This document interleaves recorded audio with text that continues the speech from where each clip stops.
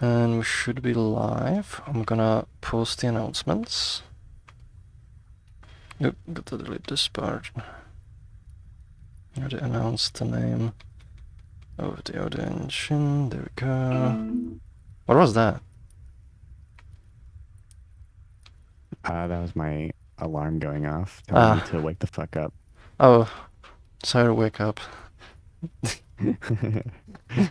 Well, I actually got up a lot earlier than I expected today, so I'm actually pretty happy. I saw the sun today, Froox. You saw the sun? Is that allowed? Yeah. Do you mean outside of VR? The sun.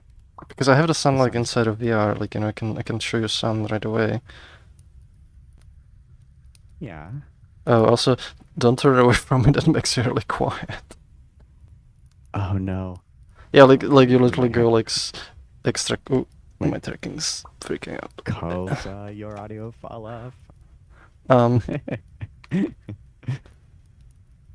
What was I looking for? Hello. Oh, we got people. We got oh my god, Kalza. Look, you got Kalza. He can complain to him in the chat. I'm sorry, Kalza. I want to turn off your audio fall off. we picked your word because it's pretty. And we got a little cat. Bounce, meow, wiggle. Hello. I'm so excited. Let's see. I was gonna show you the sun before we start. We don't have a snippet yet, which is interesting. Usually we have a snippet. So hello everyone. Hold on. There we go. There's the sun. Look, you can see this. Like you don't need to go outside. You can see sun inside of VR. Wow, I'm so happy. Yeah. When you said, "Is that allowed?" By the way, I was like, well, I mean, I guess the sun could be pretty loud. You know, it depends on what you define as loud. Yes. Oh yeah, we got sun in VR. Let's just look. I'll put it into the fireplace. There we go. It's not every time we have like fireplace that's powered by the sun. Well, technically everything's powered by the sun in a way. It just not might be super directly, but like it was involved there at some point. The sun caused the trees to grow that you cut down so you can burn the wood to make more energy. Yeah. So like even the fireplace, that's technically an energy from the sun. Anyway, hello everyone. My tracker's really weird. I don't know what's up with it. No, that's better, I think. Maybe. So hello everyone. I'm Froox. I'm here with Syra. And this is the Resonance. It's a sort of like 2-hour long sort of like office hour / podcast where we answer questions about Resonite. And that can be, anything like, from technical questions to more philosophical, more just general about the platform community, like whatever you wanna kind of know, like feel free to ask. Some questions we might give like just basic answer and punt it over to other office hours, like for example moderation office hours, which were like happening right before this one, or the art team like office hours or Purple Prime's office hours. So. But feel free to ask, and we'll, if we've needed, like, we'll redirect you elsewhere. It's also, like, a bit odd because, like, now there's, like, daylight savings, and technically this is an hour earlier for me, but it's same hour for US people, and because the moderation office hours were already adjusted, I was like, I'm just gonna do mine the same offset from that one, just it felt less weird, but I'm a little bit, like, hazed. Like, or fuzzy because like I haven't been up that long, because I'm doing like an hour earlier, but it's what it is. It's gonna be a bit weird for good when Europe changes, but it's always weird time of the year, like when a bunch of people are shifted by an hour and then the other bunch of people shift by an hour, and it kind of gets normal for a bit, but daylight savings makes everything weird. And painful. Everything is horrible. The world's gonna fall apart. I mean, society's gonna collapse. I mean, not quite to that level, but there actually is a study. Like, there's been like studies where whenever daylight savings happens, there's actually increase in number of accidents that happen because like everybody's just like, what happened? Like everybody's like, didn't get enough sleep, or just kind of like messed up with it, and it makes people make more mistakes. So like, I do hope that like we'll eventually abolish it. I know there's been like several attempts. Some of the countries already did it, and just more countries need to do it. Please. Yeah. Anyways, if you wanted to ask a question, make sure to put a question mark. That way it kind of pops out on our like Twitch chat thingy, and we'll try to get it answered. So with that, I think we should be able to get started. We already got like a bunch of people kind of popping up. There's like a few questions. Oh, also we got Nuki rating. Thank you for the raid, Nuki. This is funny because we rated Nuki with the moderation of his hours, and then he's rating us back. It just goes along. I feel like my trigger's a little weird. I don't know why. Oh, there we go. That's maybe better. Anyway, so we should be able to get started.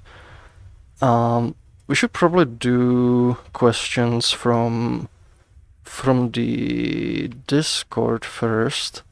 So we have like a thing from if you're not able to attend live, you can ask us questions in advance in the Discord like thread that we create, and we're gonna we got a few questions kind of piled up like in the chat, and we're gonna like let a few more to grow while we answer the ones from the Discord. So the first question from Discord is from Nuka, and they're asking, "Hi Froox, I'm new to Resonite and love it so far." Wait, no, this is the right one. Hi Froox, I'm new to Resonite and love it so far. However, I'm finding full body tracking to be a little compromising and stiff. Our current system uses a modified version of Final IK, but there was talk about building an in-house IK system that would be better experience to VR dancers using 11-point tracking and to all full body users in general. My question is it still in development? I understand it is a huge feature to work on and would be happy to be a test dummy. Apologies it was asked before, and I'm new to the platform and not tried everything yet. Kind wishes, Sparky. First, thank you. I'm really enjoying the platform. And yes, this is actually a thing. We were originally gonna prioritize the IK because it seemed like a thing that most people kind of cared about, was preventing a lot of people from playing. But we're kind of unsure if we had the right to read on that. So we did a survey, what is more important to people? Is it the performance or is it the IK? And people overwhelmingly said performance. And we kind of been majorly focusing on that since. So IK itself, it's sort of paused. There's no super active development going towards it. There's been kind of some design parts and some kind of gathering of information and so on. But for all intents and purposes right now, it's kind of paused. It's something that we still want to pick up once the performance update is done. It might not be the first thing after it. We'll sort of evaluate, because we might be okay, we're gonna do a few other things first. That might be, maybe we'll rework some pieces of UI or something like that. But it is something we do want to work on. It's relatively high on the list. So it's something that will be improved. But right now, essentially our main focus is performance. After that, we'll sort of look, reevaluate. We'll see do we want to do IK next? Do we want more UI next? Do we maybe want to do Protoflux collections next? Because that's also very popularly demanded thing. And sort of decide. It's usually kind of how we kind of approach development is look what is the thing that's gonna benefit the community and the project and its long-term survival the most. So it is gonna get picked up at some point. But it's gonna take a bit before at least until we finish the performance thing. It's definitely something I want to improve as well, because I use full body myself and I just want it to feel more comfortable. So it's something I do personally want to have improved as well. So it's definitely will happen sooner or later. It's also once we're gonna work on it, it's probably gonna be we like to kind of develop in a very open way. So usually when the new features are starting to get ready, we release a pre-release. We let people test it, play with it, give feedback, and we try to get a lot of feedback early on, because the earlier we kind of get it, the easier it is to make changes, like in the development loop. So next thing... Oh, that's not a question. Just a request, try to limit discussion in the questions channel, because it makes it a little bit harder. Do you mind if I read the next question? Hold on. Oh, next... No, actually, the next one is one I'll be handling. So, our boys is asking, I'm sorry this is gonna be a bit long. I know you guys really don't want to talk about ref hacking again, but each time it's mentioned, I feel like response has been a little out of touch and not answering the underlying concern. I never want to use ref hacking. It's janky hack solution that is not intuitive and not future safe. I know most others don't want to either. I personally wanted to make an installer for a system that requires changing some fields and references on avatars via arcade component, which obviously is not currently officially possible without component access. This puts me in a situation where I can either make installer with ref hacking or just don't make it at all. I'm aware of issues with ref hacking, so in the end I just didn't make the installer, and it sucks. I understand why others would choose to take the other path. Every time I hear a response is like, just make it so it doesn't use ref hacking, it feels like our actual concerns are being pushed aside, and I do not consider getting users to manually edit fields as a solution. It may be the officially supported answer, but not a solution to the problem that people have and why people keep asking about it. I always make my systems to be as simple as possible. I've had many friends get scared of Resonite because there was too much stuff going on. They don't want to learn and figure how to use the inspector, and I think that should be a valid way to enjoy the Resonite. That's why I don't consider passing burden off to the user to edit things as a solution to people's worries. Anyways, I don't really have a question to end this off on, more of a just brought up discussion, because every time I hear a response how excited you are for people's things to break when their hacking is patched, it really feels out of touch with what people worry about and disrespectful to people asking. So there's a lot in there, and it kind of like, I've been kind of thinking about it, like, how to approach it, because there's several things going on there, but like the fundamental thing that I want you to understand with development is every feature, every change, it has a cost.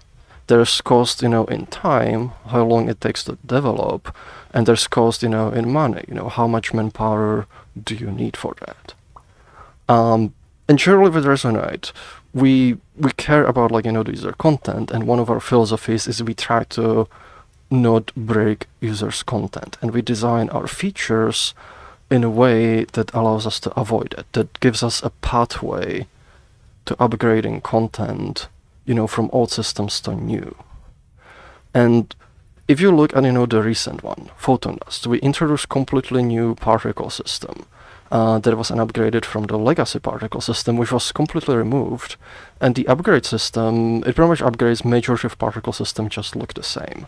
There's still, like, a few issues kind of left, like, to fix, but majority of it is upgraded.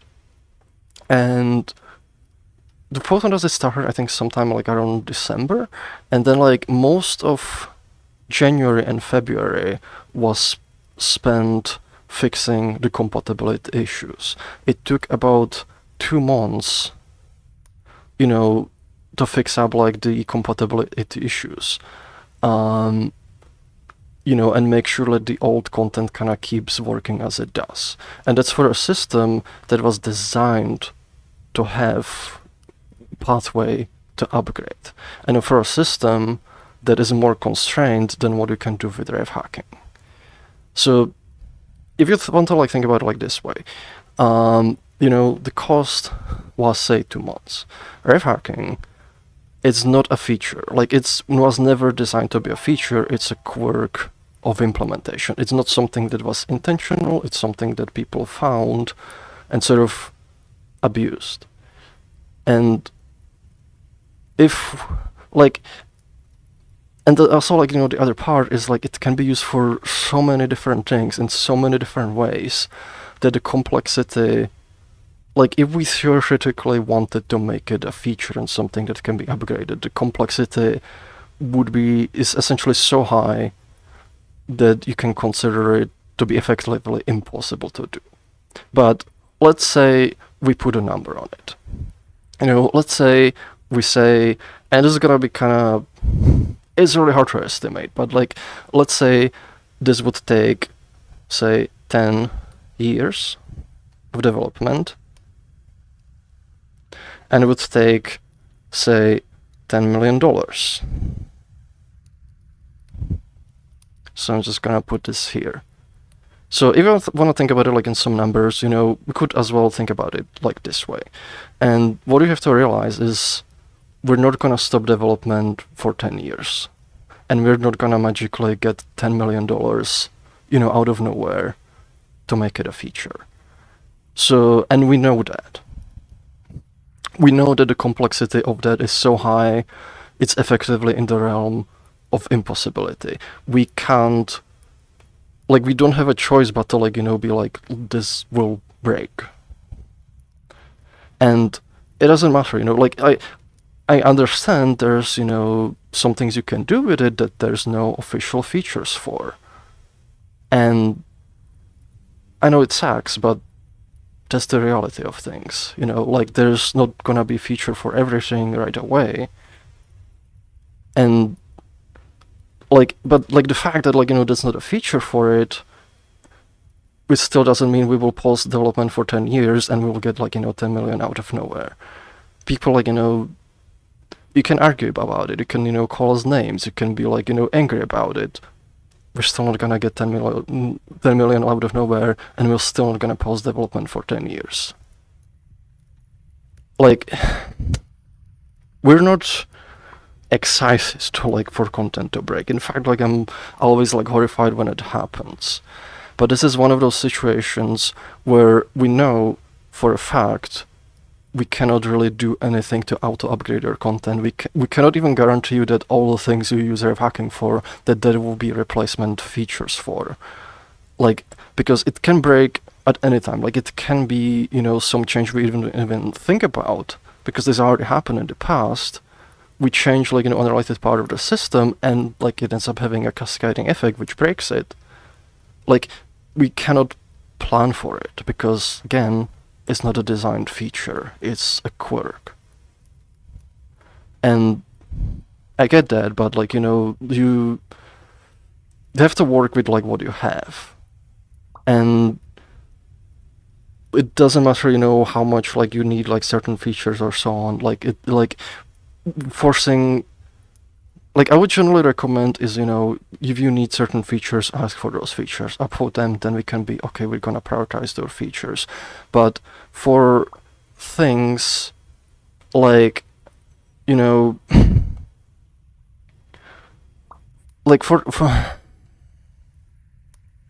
for things making sure there's replacements for everything you want to do, that might not be also the case, because again, it can break at any time, or maybe there's other priorities, maybe those other features, say, if you want to think in the terms of cost, say the other features you want to have, say it would take 1 year to get to them.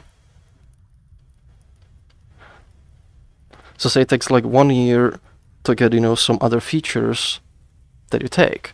So do we want to cancel some of the things that we were, or not cancel, but postpone some of the things we're working for? Say, would you want us to stop work on performance for a year to work on some of the other features? Because we cannot, there's only so much stuff we can work on at a time. And we can't guarantee you that the features you want that are replacement for the rave hacking, that they're gonna be higher priority than some other things, for example, performance or UI. Because those might be things that the project needs more at a time than whatever features you're using rave hacking for. And there's a lot of things that kind of play into this, because when we decide what we prioritize, it's a combination of multiple factors. One of them is what you need as the community, but there's lots of different things you need. But the other part is also what gets us support for the project, what gets us the funding that we can kind of keep going. And it's also a combination of the community And it's a combination of, some of the business usages. And performance, for example, that's a really good one, because a lot of people said like they really, really need it and it prevents them from playing. And it's kind of a thing that's been blocking, things both in community, and it's been blocking things in businesses, because businesses need better performance as well. So that makes it a really, really good priority for us to kind of keep the project going on. And it's kind of the problem is, like the features you might be using rev hacking for, that might happen like later down the line. But now if you say like you want those to happen before, that kind of like throws a wrench into whole development, and it might like delay things enough where a bunch of like, our kind of business responsibilities, like we are essentially put in a situation where we have to take shortcuts. And we've already actually had it happen once. And like, well, maybe more times, but like the most recent one where something like that happened is with the locomotion animation update, because that was something that was kind of sort of forced on at a stage we were not ready for it. Like, we didn't have like a bunch of the systems we needed, we didn't have like a bunch of, a lot of like prerequisite work. And as a result, like, that update was really bad. Like, it was a combination where it had to be rushed, and it also couldn't be implemented as well. And that caused a lot of kind of uproar, and like that kind of hurt us a lot. And we don't want it to happen again. But if we don't want it to happen again, we need to be kind of realistic about what we can promise you and what we cannot promise you.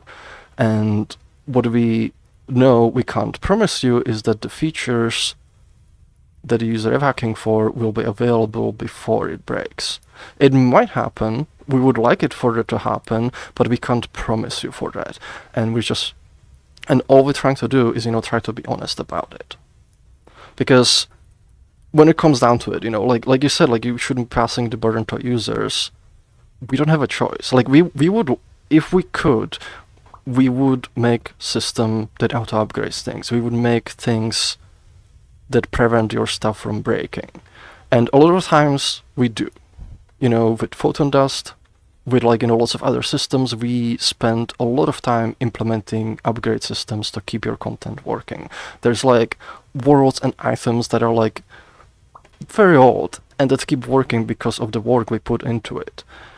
Rev hacking is one of those parts where we know for a fact we can't do it because the cost is so high. Is just like in the realm of impossibility. So the next best thing we can do in that case is tell you, we can't promise you that we'll have a replacement for you. We can't promise, in fact, like, we know for a fact it'll break and there will be not a way to upgrade it. You'll have it yourself, because that's the next best thing we can do. And the reason we give you the warnings is because we want you to be aware. So if you do use it, that's the caveat. That it, might break. That's the reality of the situation.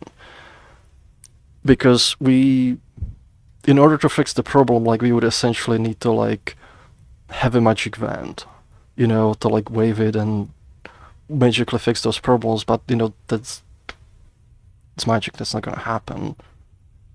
And this kind of comes, like, with every project. There's gonna be things, we do understand, the problems. Like, we understand, like, why you want it, but we have to understand development is complex, and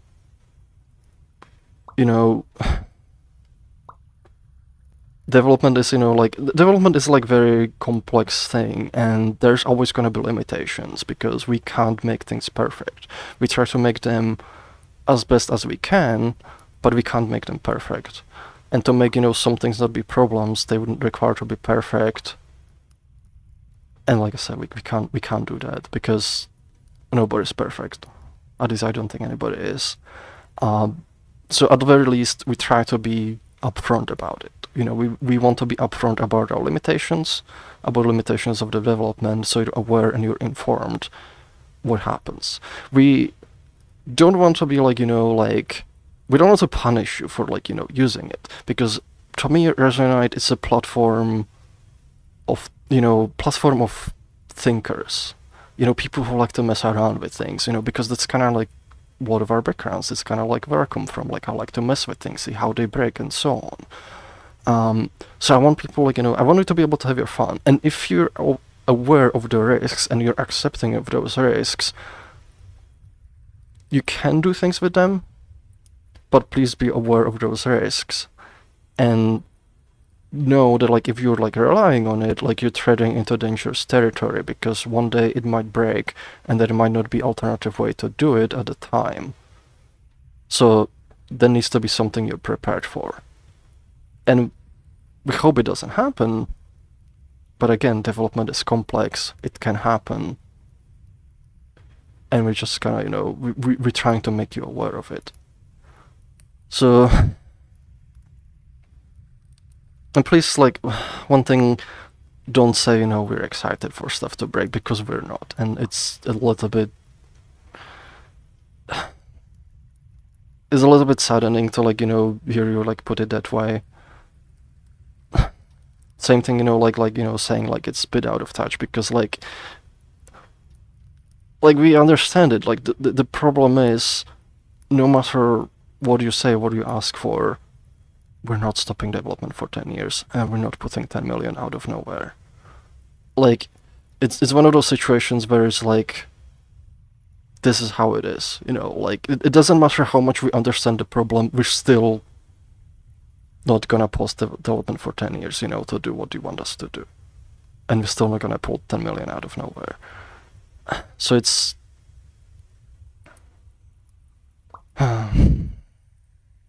I don't know any other way to kind of put this at this point. Like, to make you kind of understand, like, why are we giving you this warning, and, like, why we're saying the things we are.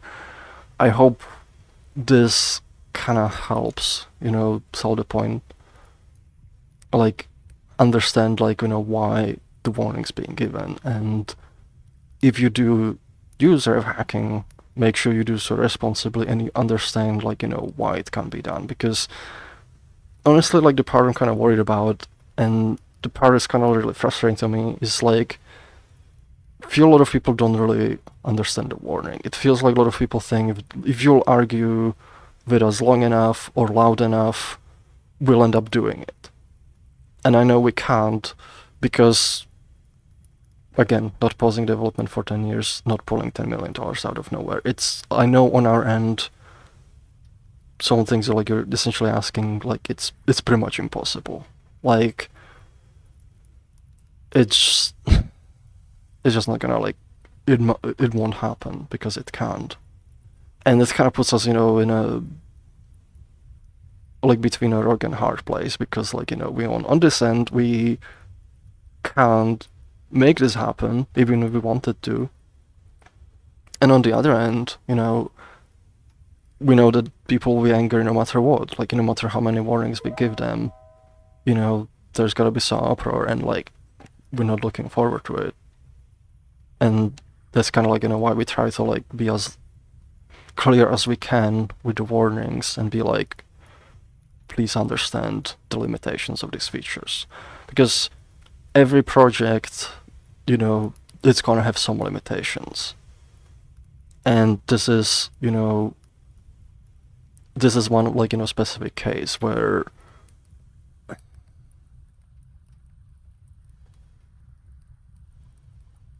it's,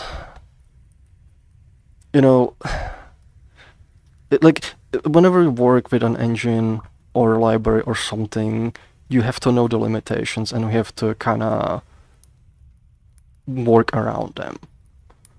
Because even, like, when we use other libraries, we use, other kind of projects, they can be great. They can be, like, great for many things. They can be, like, very cleverly designed. They're still gonna have some limitations, because that's just nature of our world. And part of working with the project is understanding its limitations, where, like, where it's gonna fall short, like, or when, if you use it certain way, it might lead to some issues. And sometimes you have to, like, you have to change your approach to go, like, work with the strengths of the projects and try to minimize the weaknesses. because like, there's always gonna be some of the weaknesses, and some of them are gonna be immovable. Some of them, like, you might not really do much about. You would have to design a completely different project with a different architecture, but there's also gonna have different limitations, maybe in the areas that are more important to you. And sometimes I feel like there's, as a developer, like, sometimes you get, like, into a little bit of, like, you get hyper-focused on a specific way you want to approach a problem. But what helps is sometimes you step back and you sort of reevaluate. You evaluate, like, your approach to something, because sometimes there's, like, multiple pathways. There's multiple approaches that might, like, maybe not be the initial one you want, but they might work well with the strengths of the project. And, and you kind of, like, by focusing too much on the solution like you really want, you kind of become, like, blind to the other solutions. And I know sometimes, even for myself, I have to, kind of step back and think about it a bit, and then actually find, there's this whole solution that I didn't even consider that works really well, gets around all the intentions, and works with the strength with whatever I'm kind of using for. So if you can try to, like, try to get into that kind of, like, mindset, like, when working with things, because if you can avoid repacking, there's a lot of cases where people can, and there's, like, alternate solutions. And again, in some cases there might not be not.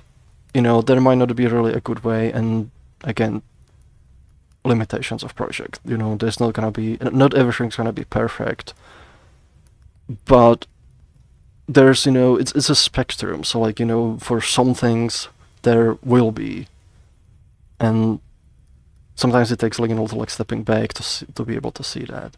And in some cases, maybe there's limitations, like, maybe you can't do certain thing. Maybe you can hack around it. And if you do hack around it, please just understand that you're using something that we cannot really provide support for, because providing support would be impossible.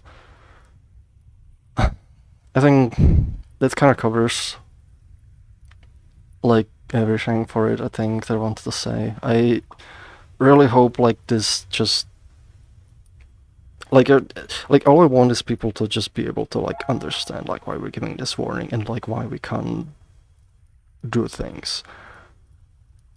So I hope, please take some time to understand,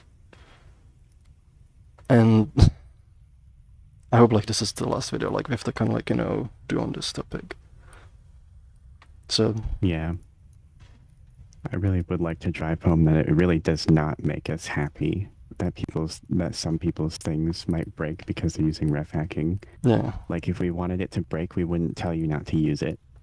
That's because we don't want your stuff to break. yes, we really don't. We don't want to see, like, a bunch of, like, shredded up creations because they broke. Like, that sucks. yes. Like I said, like, It not makes breaking me... things, it's one of our, like, core philosophies, and it's like I feel like very few companies would spend, like, this much time trying to preserve content as we do.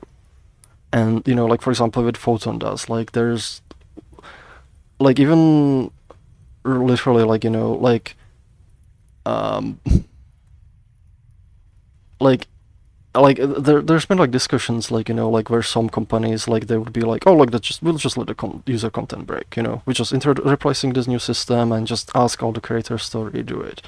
And we try to minimize that, but we can mostly only do that with systems that are designed, to have the upgrade mechanisms, to have the pathways. And if you use, some implementation quirks, those are not designed for that. Like, they're not designed in the first place. They're just quirks that, you happen to find. Yeah. If something is the way that it is in the engine, and you ask yourself, why is it this way? Please don't assume that, like,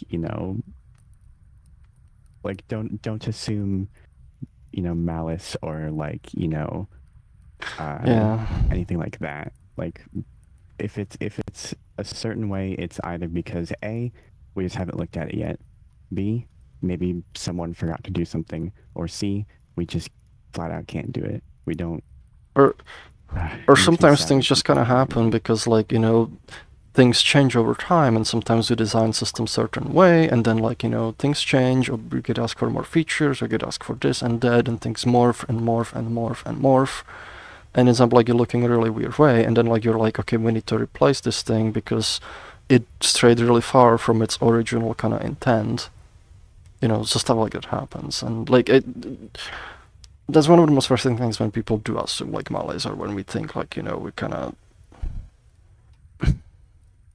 I don't know. It makes me sad and frustrated like when it happens. It's like, you know, we're just trying to make like a trying to do our best, and it won't be perfect, but we're trying like, you know, our best with many things, and we're gonna have limitations, but we're at least, you know, trying to be upfront about them.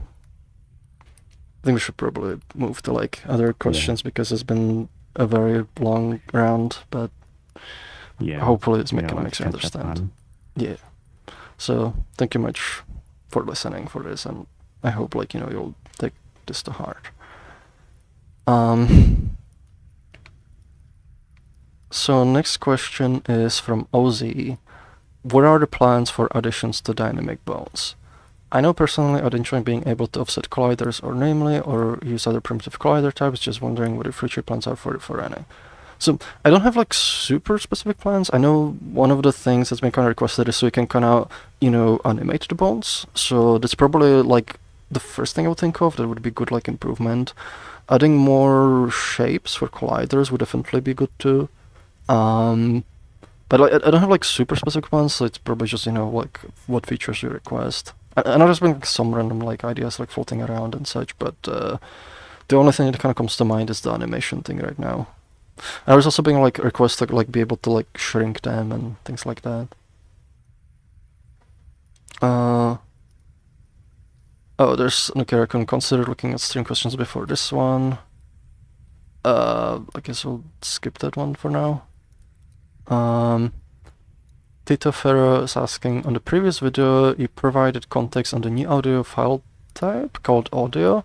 Can we do a poll and close other options like audio and audio? So first, like, it's not an audio format, it's an audio engine that sort of like takes care of like rendering the audio and spatialization and so on. The name is already kind of decided, so like we don't plan doing like a poll for it. And we're probably gonna like, you know, kind of pick like audio because it's silly, but it's also like simple. Like it doesn't add like too many extra letters and stuff like that. There's another one from Eucalope, writing this one ahead. It's being long. Can you give any insight to online statistic metrics? Through just watching numbers, there's few correlations you can do already, and most users says them to be inclusive, others says. This is what I guess so far. Total users, registered online users was plus something. Registered online users. Oh, there's quite a bit in this one. To be more specific with this question, I'm curious, I guess, like 4 things. What is the difference between registered online users and total online users? My guess is guest accounts, people playing with registering, and maybe users in other universes. So yes, that one, it's we essentially track, you know, how many registered users are online, which is relatively simple because, like, you know, we just know how many accounts are online. The other one is like we track guest accounts. That's like, you know, when somebody is not logged in, and it's just, you know, when a machine is like logged in. And actually it's much simplified kind of tracking, just the machine saying like I'm online and doing it like frequently enough. So that one can be a little bit less accurate, but the total online users includes all users, even not registered users. With the caveat that like it's a little bit less accurate, because it might take a little bit for it to kind of draw, because it's mostly based on timeout. The second question is the users invisibility sessions set equal to almost add up graphical client users. Not entirely sure what the difference could be. My only guesses would be seem odd as invisible users. I'm actually not sure with this one. So users invisibility, users in session seem sets equal. I mean, I could pull. Wait, where's my keyboard? I could pull out the code. Actually, Sarah, since you're like in desktop, would you be willing to look up the code that calculates this? It might be easier. Yeah, sure. Let me grab it. I actually have the project open. Let me see. Let me see if I can answer any of the other ones. 3, there's visible sessions and active visible sessions. What remains session being not active? I guess it's so far empty headless. Yeah, I think like the active is like, you know, when there's like actual like users in it. Away user seems inordinately high. My guess is mostly headless users. Do all headless report as away users? I don't think headless users should report as away users.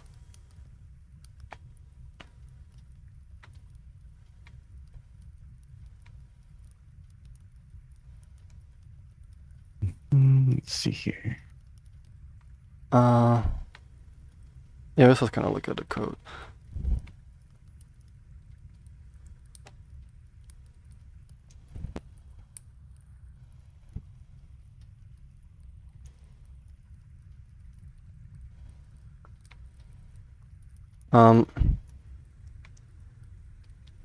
Don't know how long it's gonna take. I was wondering if I should like let you do research and answer more questions in the meanwhile.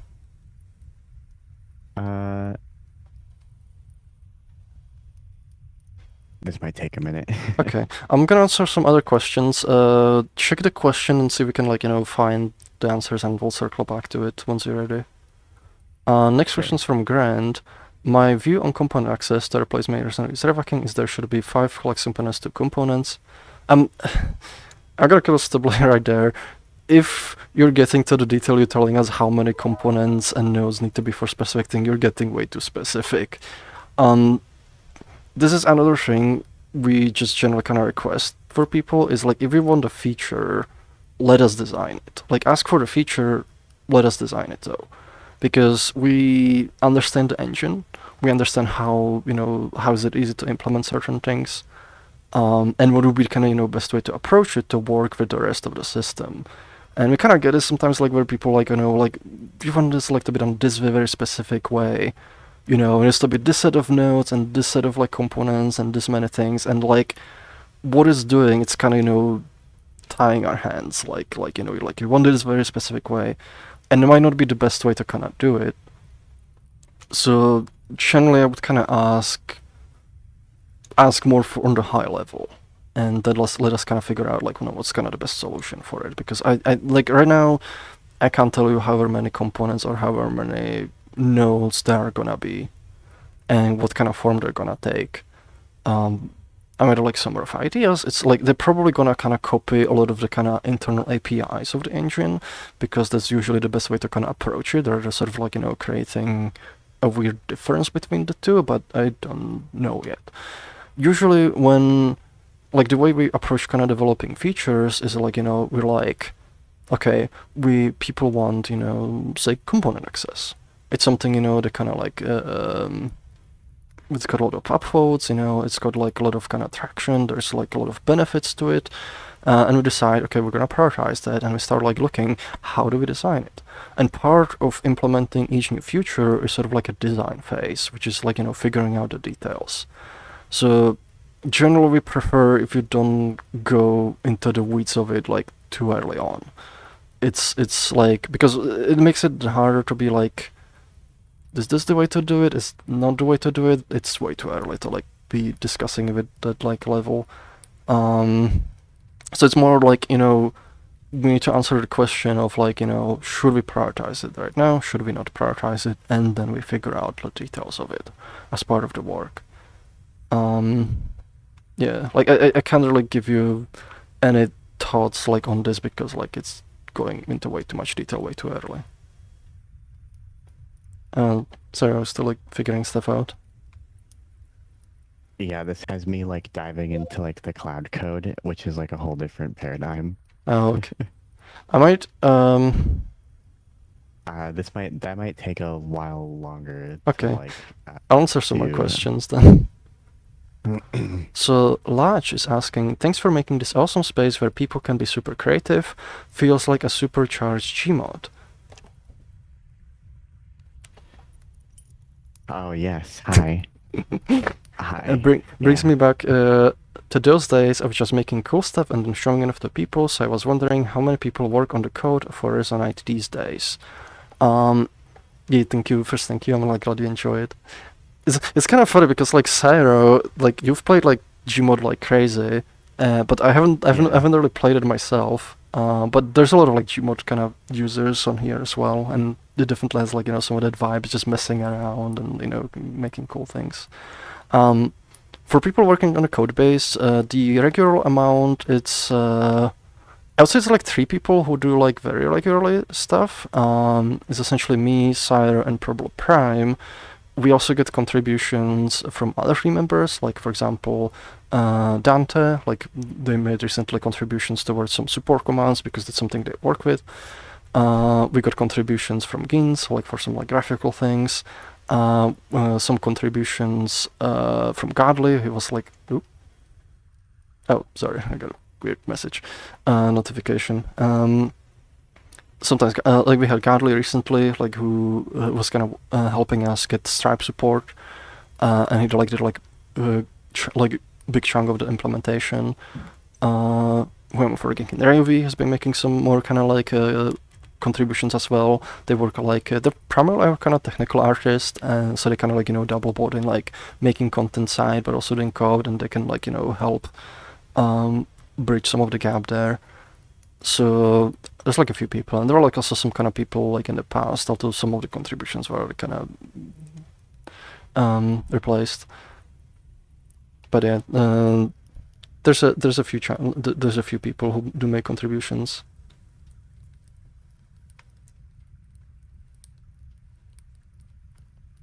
Oh, next questions. Grant clarification implement about access control suggestions, which allow personal access rule via component. Could be something you could consider. If you should add as GitHub issue, just let me know. I'll do that. I mean, access, so generally, like with permissions, access control, like we have the philosophy, if it's there, you can access it. Because it's kind of futile to try to prevent like access to it because people can always do it. So we just work with the assumption, if it's there, you can access it. The question is, are you able to modify it? And that's something where hard permissions will come in, and I know there's like some questions about it as well. But one of the things with hard permissions is it's going to restrict who can actually modify which parts of the data model. So like you might be able to access, okay, there's a component, you can read the information, but you cannot change it, and that's what hard permissions is gonna do. It's also, we like to like separate things. So for example, component access, that's technically separate from hard permissions, because with permissions, especially hard permissions, we want to make them work at low level. And what that means is the verifications are done, at a very low level of the data model, which means it does not care how you make those changes. And it's important because if you made it care how it makes those changes, then you could get around the system by changing how you change the values. And we don't want it to happen. But like we want to design it in a way where even if you hack the code, like you modify the clients to make changes like that they normally wouldn't allow you to do, the hard permission will still catch that, because it's gonna, the verification is gonna be done at low level on the host, who's gonna be like, okay, you're trying to modify this part of the data model, you're not allowed to make those modifications. And it doesn't matter how you did it. It doesn't matter what you did with component access, doesn't matter if you modify your client, doesn't matter if you did it through the inspector. Like it essentially limits, it limits it no matter what. So for that, like we actually consider those completely separate features. Once, like where the hard permission is gonna complement the component access, but still ultimately separate features. They shouldn't be kind of mixed together. So with that, Sarah was still looking. There's actually a project, check Skyfrost stats, because that's the one that calculates like the kind of statistics. Okay. So like if you haven't checked that one out, that might be a good place. We're already going almost on an hour, so we should start answering questions from the chat. I'm sorry, like the Discord ones took a bit, especially the rep hacking part. So check the Fox authors asking, how's the MMC world hopping going? It's going pretty well. Like I've been kind of going through a bunch. I've seen like I think like 40 or 50 so far. So I'm kind of like chewing through them. There's a lot of really cool content. Like there's a lot of like kind of polish. I feel like even more like than last year, and I've been kind of excited like what I've seen. I'm not gonna say anything specific because we're trying to avoid creating bias. I'm also like one of the judges, so like I don't wanna influence anyone because like usually through the judging process, there's community voting. And we don't want the community voting to be influenced, what we think about any specific entries. We want it to be, Medran and Creator Jam want it to be, purely up to the community. So we don't want to, put a thumb on the scale. Because as part of the judging process, we actually look, this is how the audience voted, and then oftentimes be like, that oftentimes can be like, what is the breaking vote? Like if you, like, for example, we have like, two worlds, and we're kind of like, well, both of these are really good, and we have some judges that like this one, and we have some judges which like this one. The community vote, like, oftentimes, like, tips the scale. So we don't want it to be influenced by us. Navy 3001 was the current update on the sweep raycasts. I think it's getting into the finishing stages. Like, Cyrus made like the PR. There's been like some changes. It ended up like being a bit of a bigger thing because like Cyrus found a bunch of kind of like issues with how the sweeping is handled, and for that it actually needs to kind of change like a lot of internal APIs, and it kind of made it like a bit more complex to make sure like we do it right. But I think it's getting close. So, but like we get it merged in soon. Do you wanna add anything to that, or? Oh yeah. It's mostly just because like I guess it's mostly just because like sweeping is. Because I sometimes call them thick raycasts just because they can be used like thick with two C's. Yes. I sometimes call them thick raycasts just because they it kind of makes people understand like it's not just an infinitely thin line that you're casting. But they're actually like a little bit more complicated than that. It's as if you're simulating throwing a shape through the simulation over a given period of time, like at a given speed. And so it's kind of interesting to try and like reconcile that with like how you typically want to use them, because most people just want to use them as like a raycast, right? Yeah. I don't know where I was going with that. I'm sorry. I got ripped out of the code for a second there. Sorry. I mean, good. I mean, it should be hopefully soon, so people will get to play with it. Just need to like make sure like it's done right, especially because it literally touches like every instance like where raycasts and sweeps are being called in the code, and that makes it like we need to be extra careful not to break things. So next question is Erasmus 0211 is asking, will it be possible to out of getting badges added automatically in the future? I'm sorry, I don't know. I think they would. Oh, opt out? Oh. Yeah. Depends which badges you mean. Like, usually, like, if it's like badges, for example, MMC, usually, well, actually the event badges, there's a command you can use. I would recommend checking out the wiki. You can actually remove them from yourself. The other badges, I don't know which badges you mean, because it's kind of, specific for a badge. Like, for example, if you're a host, you're gonna have the host badge no matter what, because that's like an indication. So it depends. We do want to like improve the badge system where you can kind of like manage them. So like you have like UI, and it'll be like, I want these badges to be shown, I don't want these badges to be shown. Give you a little more kind of control. So there's gonna be more controls, but it's also gonna depend on the badge, because some badges, like the host, there's a functional badge, so you don't have control over that. Large, how many people? Oh, that's the same question from Discord. We already answered. Check the Fox author. I'm forwarding a question from Nordvik to Froox. What software process do you use for generating Gaussian splats from photos? Nordvik is looking to play with that. So I use something called JawSet PostShot. Currently it's in beta, so it's free to use, but they do have plans to make it paid. I'll probably buy a license like once they have it because I quite like the software. It's kind of cool because you draw the photos and you can actually see it like live as being reconstructed. It's very cool because it's almost like the splat emerges, from fog, and it's super neat. It does have like bit of stability issues sometimes, like it tends to choke. It tends to choke like if you have too many photos, particularly on the alignment phase. But what you can do, I use software called Agisoft Metashape for traditional photogrammetry, and I can actually export alignment from that, import it into just a post shot, and have it just do the splat training. Which allows me to kind of handle some of the bigger ones, but it tends to, like, if it's too many photos, too much data, it tends to kind of blow up. So, but it's free in the beta, so like, play with it. I have the answer, by the way, I think. Also, thank you, Elemento, for the 100 bits. Yes. Found it. I have the thing for Yuki's question, specifically for number 2, I believe. Wait, Nuki. I'm confused. Yuki Lap. Oh, Yuki Lap. I heard Nuki. Sorry. Yuki, I call him Yuki. Yuki Lap's question. Specifically his number 2 question, the users in visibility sessions sets. He's talking about like the users in like Context Plus, users in public, users in private. He's wondering why those don't add up to the graphical client users.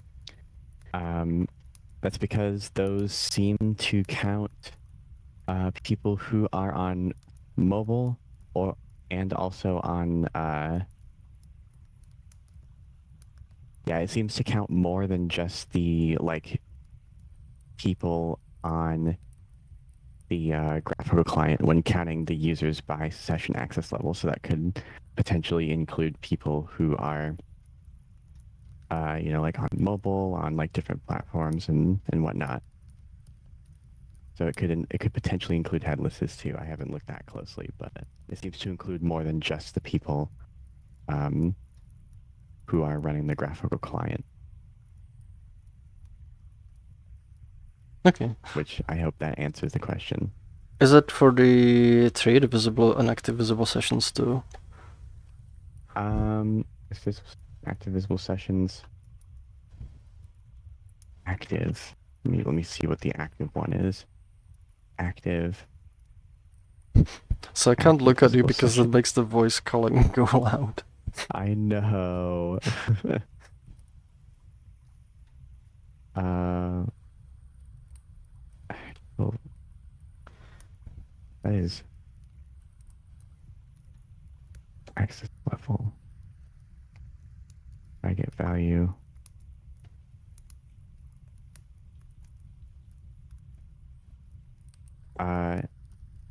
I think the active sessions just means that there's more than 0 users in them.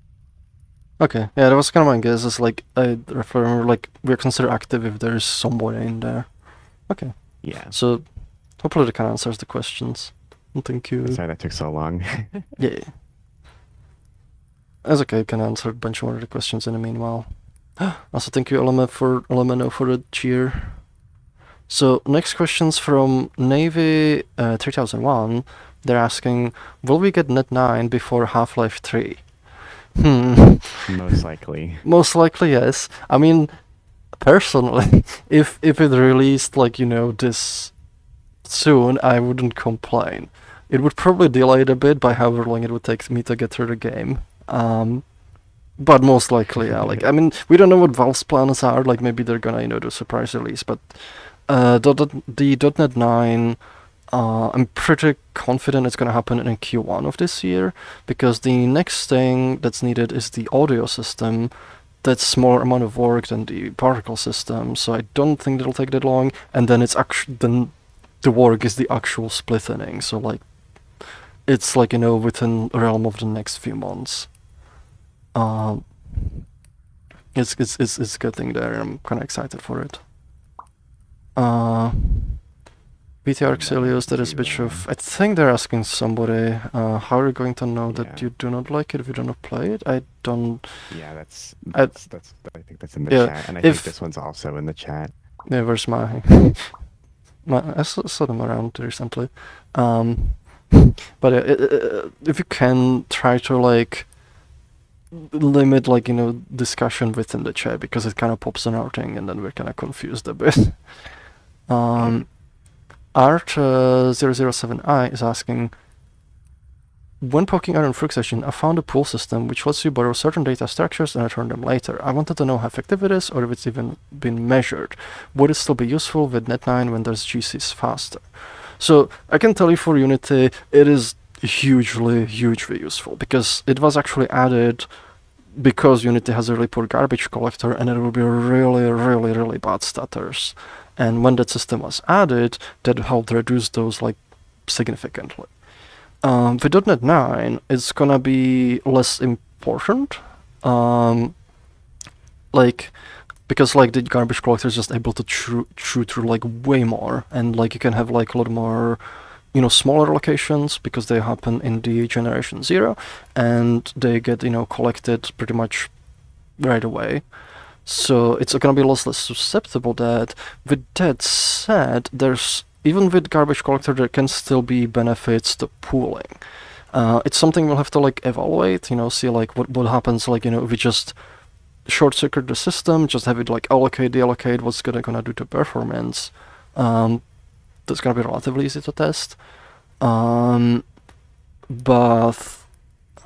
there's still benefits to it, because even like, allocating and deallocating objects, it still creates something called GC pressure. Which is you're essentially making the garbage collector do work, and by making it do work, it needs to take CPU time away that can be used for other things. So by pooling things, especially things that are gonna be reused frequently, they can still give you a big performance boost. We'll see. Like, we probably have to like use it less, but there's very likely still gonna be things that are gonna heavily benefit from pooling. But yeah, right now, like, if it wasn't there, like, you'd probably be dying a lot more. Like, it's like it's one of those systems where I was like, I kinda don't want to be adding this, but we really need it, because like the garbage collector is just so poor. Like it murders it. Like, I had to like, I remember like when I was working on it, I had to like spend like time like reducing allocations, so it's like only like few dozen kilobytes per second, because like anything above that like would just be like awful. So yeah, it definitely helps, probably quite a more like than you realize.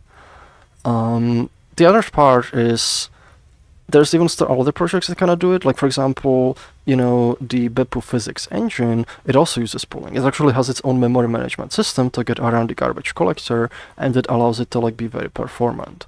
And there's a lot of features in modern .NET 9, like for example using spans, using stack allocations, which we actually do use like in places where we can too. And they didn't, when some of the codebase was made, like that didn't used to be a thing, but in the newer parts of the codebase we kind of started using it, because stack allocations are like way faster than heap allocations, even with a garbage collector. So like there's definitely still gonna be cases where pooling is gonna be used, but probably less than it needs to be right now.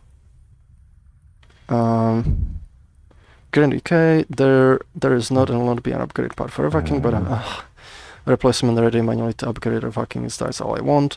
Again, we can't promise you that, and either Sorry, pal.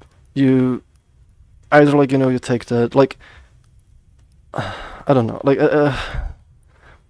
I said, like I've kind of run into this, so I don't want to like go into this again. But like again, we know we can't promise you that the replacement will be ready when it breaks. Maybe it will, maybe it will not. We can't make that promise.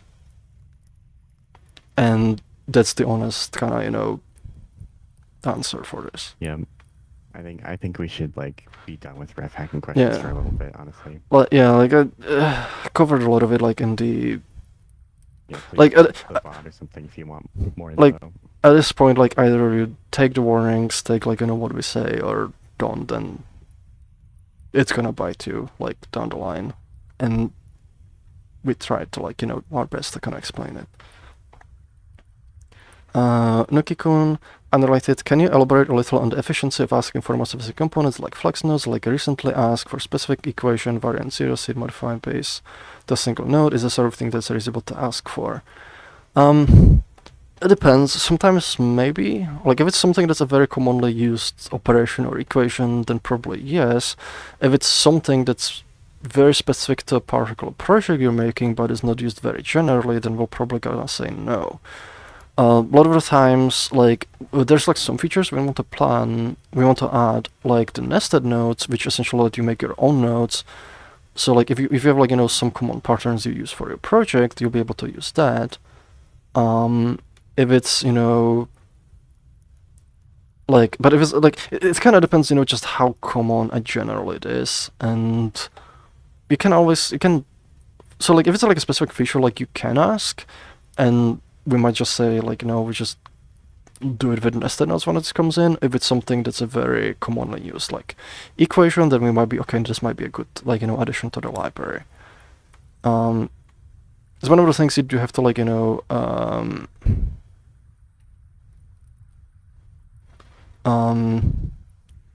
there's like more follow-up. It's like distance process.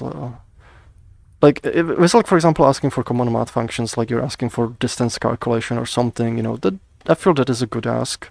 It's very commonly used, calculation, there's a good formula for it, so like that I don't see an issue with. There's one more, and running back to the hacking stuff, should we be asking for specific things? Like we can only do hacking, like feature requests. Like should we ask for perfect node that gets refs out of the IK? Probably not that specific. Try to focus more on the high level. What are you trying to achieve with it? Like if your request is essentially just drive hacking, you're probably just gonna say no. Like you need to kind of step back a bit more and be like, this is what I'm trying to achieve. I want a feature for that. If you ask for it, like if you ask for features that are essentially just drive hacking, we're not gonna say yes to that. Yeah, focus on what you want to do, not on the methods you're Yes. trying to use to achieve what you want to do. Yeah, that's a very good way to put it.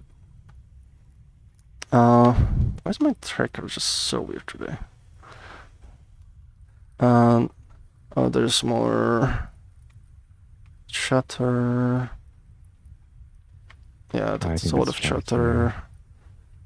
Dusty Sprinkles is asking, is the war thumbnail item component planned to be reworked? I've been looking at it in early use, but it seems very hard-coded on the surface. There's not plans to like rework it. Like I don't know what you mean by hard-coded. So what I mean is like part of like, I think it's like part of the current world's facet, which as far as I know, we do want to rework at some point. Oh wait, I confused it. Sorry. Okay, yeah, the word thumbnail item we do want to rework. I confused it with the component that provides like thumbnails for the session. Yes, that one we'd want to rework. I think it's actually even marked like legacy already. We do want to replace it with the data feed system, so it's going to be more generalized. There actually is already like data feed. It just doesn't support like browsing records, like doing like search. But it's gonna show you active sessions, like active worlds and active worlds you're in, and it's more modern kind of like approach. The worlds UI, it was sort of like the initial kind of attempt, like be like, how do we generalize the UI? And the data feeds, like they're like the ultimate generalized version of it, like where it's a more generalized mechanism, where it can be applied, to any kind of UI. So yeah, that's gonna get replaced with the newer data feed based like system. Next question is for context for Froox, because I realized I used a lot of questions without providing context, was a discussion. Nitra suggested the member editors will be removed outright and argued they probably won't because they have valid use case before in revoking. I've used them in lots of UIs. So maybe we'll see like what we kind of do with that. Like it's like the whole inspector is probably gonna be like reworked to also use data feeds. There might be still some data like member field like components, they might change, they might not, like with we don't know. The problem is like, you know, if you say you don't want certain component to be removed, you kind of, again, you're kind of tying our hands, and you're putting like a maintenance burden, you know, because now we're kind of limited on how we can rework things. So even if there's like super efficient way to rework something, you're essentially telling us, no, you cannot do that way. You have to like, you know, do this janky, you know, suboptimal way. Next question's from Torborg. Oh, it's actually another discussion. Chat again. Oh, thank you, Keb, for the subscription. Thank you. And thank you also to Lodge the Snowman for subscription. Thank you. And we got another one, Troyborg. Thank you. We've got a hype train.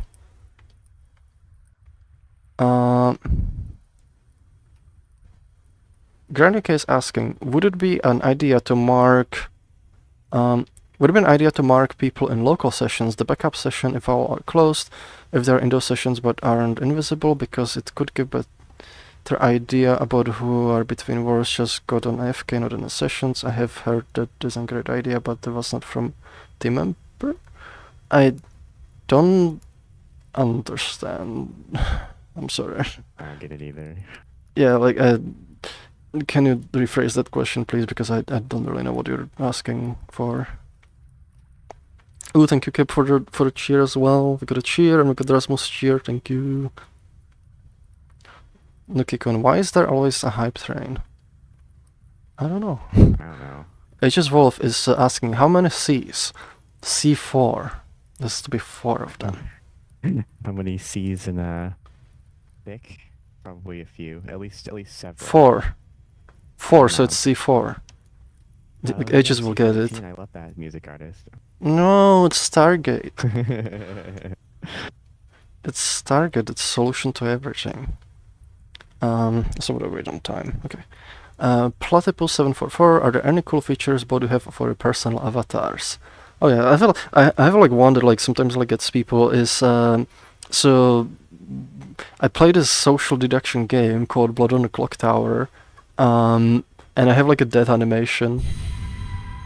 So whenever I die in the game, like this essentially triggers, and people kind of like it.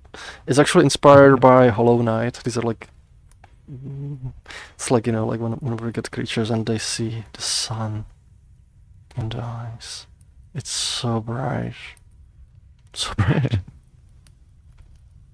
I've got a bit of a cool feature. I used to use it a lot, but I don't use it a lot these days. I can actually teleport and like, it's kind of neat. Oh. Does it not work? Why doesn't work? Oh, it's probably the world. Hang on. Oh, yeah, that worked. The world. Probably the world, like trying to. You're really quiet now. Oh no. What?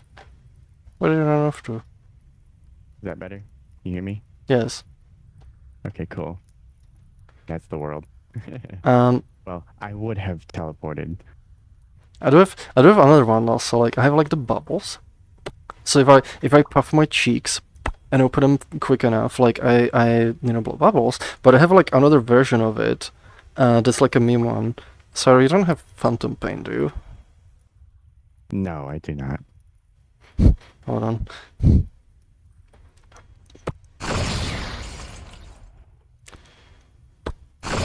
I'm a needler.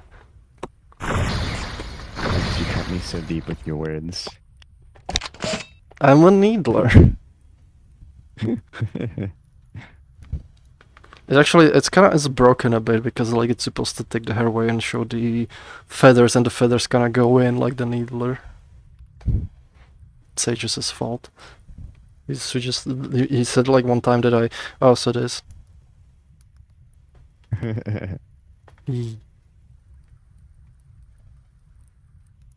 I also got a derp mode. I don't know if you called it cool, but it's there.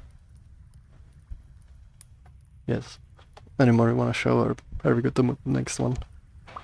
We can move. Okay. Next question is from Little Cato. I have two questions. One, this is related for a question for the IK question that was first, and the answer was really lovely informative. If that project happens, would it be possible to make an SDK for Unity to get avatars over Resonite in the future? I'm talking from non-developer, and I apologize if that was silly. If not Unity SDK pairs something of an SDK that could be totally relevant to the Froox's engine, where things can be made and edited offline. So we actually do have Unity SDK on our GitHub and something we want to add, but it's completely unrelated to the IK thing. Like like that's gonna happen like regardless of it. Like it doesn't depend on it. Only thing is like when we do change the IK, the SDK might need to be updated to convert things to the new system. But other than that, like like it's pretty much like a separate project. And the way we kind of want to approach it is like make it actually more general system to make it possible to build SDKs, even for different engines, and make it something that's community expandable, so you can add more functionality to it, add like more things that will kind of convert and kind of help like either like customize it for your needs or like expanded features that like we don't have officially. So it's something we would like to have.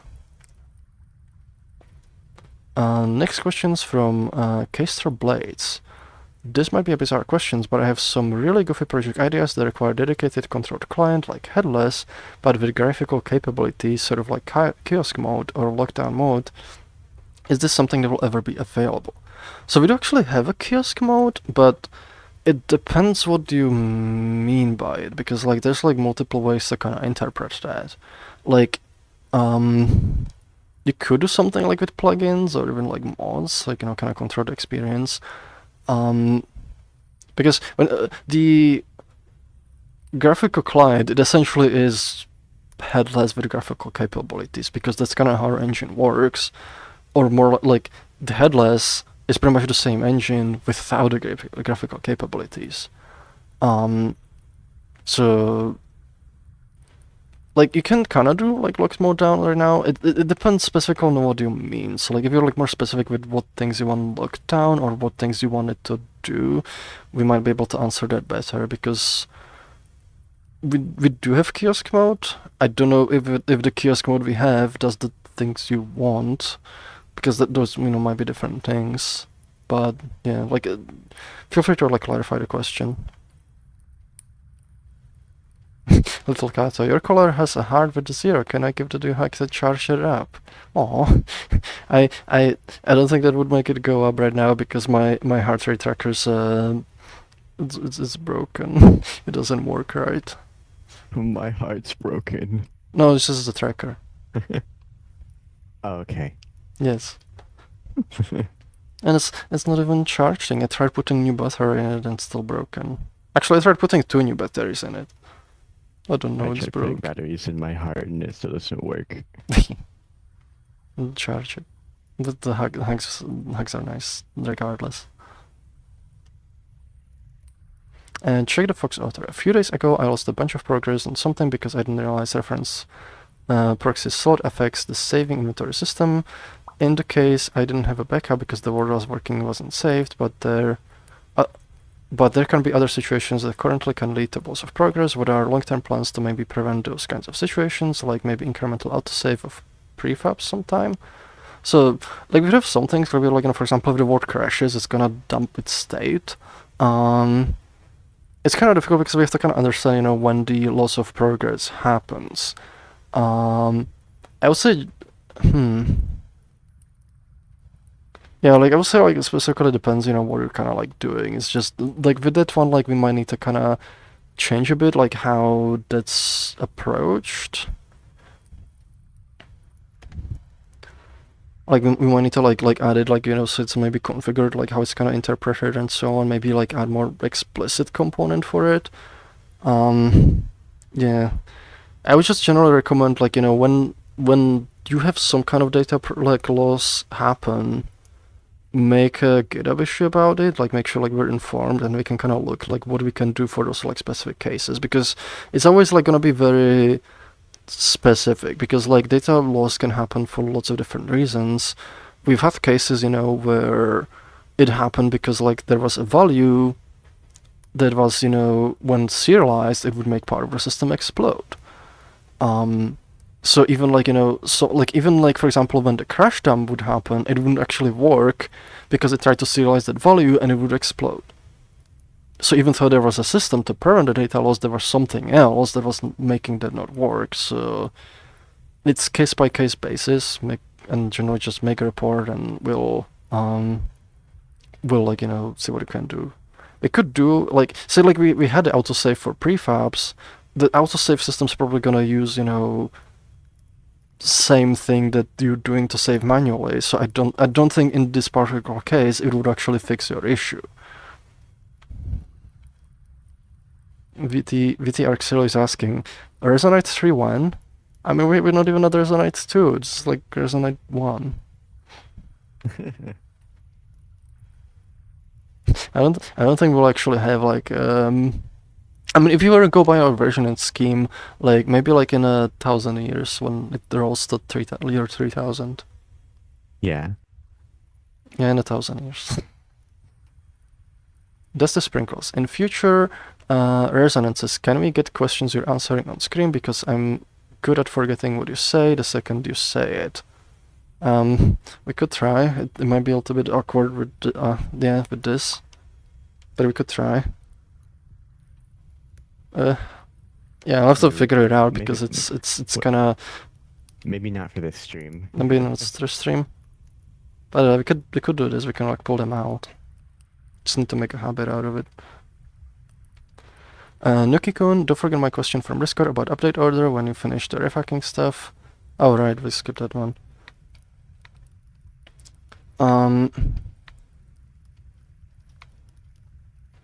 So is there a way to know the order in which on update protoflags notice will fire? Like is this based on slaughter or something hard to determine? I asked Bram and Bodhi told me to ask you, feel free to go along. So so there's a bunch of things with protoflags that can trigger impulses. And you can kind of think of it, you know, as there being kind of different buckets.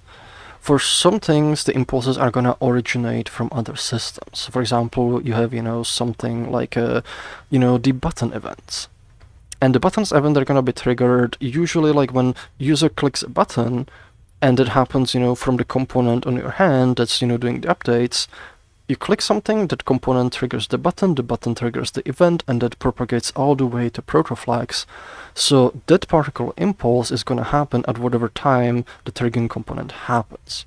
Now, if you use the onUpdate node, that's essentially, you know, triggering updates every frame, and that should originate from, you know, that update impulse originates from the node itself. It's not an external, so it should respect the update order. On each component, there's like an update order value, and it essentially indicates like where within the same kind of bucket of the same types of updates. So if you consider all of the onUpdate nodes, all of them are going to update in order that's based on their update order relative to each other. So if you have like, you know, one that's like -100 and we have another one that's 0, the -100 is going to update first. But if we have two that are, you know, both the same value, for example 0 and 0, technically the order can be arbitrary. It's probably going to depend, you know, what order they were like added into the data model, which can be, for example, the slot.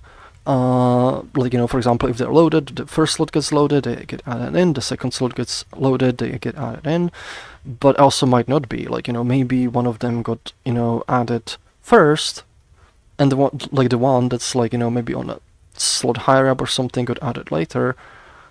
The important thing is there's no, like, if the number is the same, there's no guarantee for the order. Like, it can be anything. But if you make one of their numbers lower than the other one, that's the way you enforce specific order. You essentially say, I want this one to update before this other one. You do have to consider, you know, different kind of buckets, because there's like, you know, the engine has like a bunch of different events. So some events, like for example, you know, the button ones, it doesn't matter what you set the update order to on the component, on the node, I'm sorry. Because, you know, the event comes externally. so it's gonna, you know, depend on that one. Same like with stuff like collisions, that's gonna come externally from the physics update. There's also like, you know, other ones, like for example on start or on loaded. Those will, you know, they happen in completely different kind of buckets, because like, you know, for example, the start events happen all before the update events. So even if you have, for example, on start node, and that has like, you know, number 0, and you have on update that's -100 for the update order, the on start is still gonna go first, because that whole bucket of like start events goes before all the updates.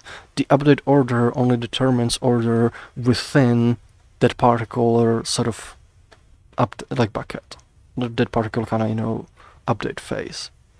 So I hope this kind of helps explain things a bit. Navy 3001, can you draw a cube with 3 lines? Define a line, because like, you know, they can like, it can be like, this is a single line, this is a single line, maybe. Oh, this is, yeah, this is not enough. You can draw You the have front, to, you can draw the well, I front was, three. hold on. I was gonna like do this.